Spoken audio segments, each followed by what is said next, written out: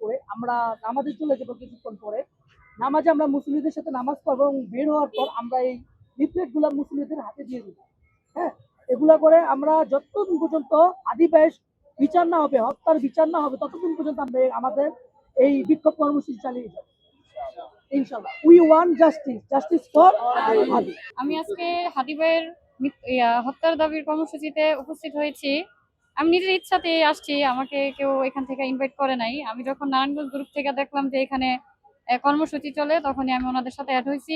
আমার মেয়েকে নিয়ে আসছি, আমার ছোট বোন ভাই সকলেই আমরা এখানে আসছি হাদি ভাইয়ের খুনের হত্যার বিচারের দাবিতে।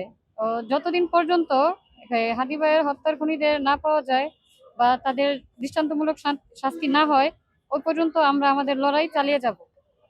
আমরা চাই সুষ্ঠু বিচার হোক।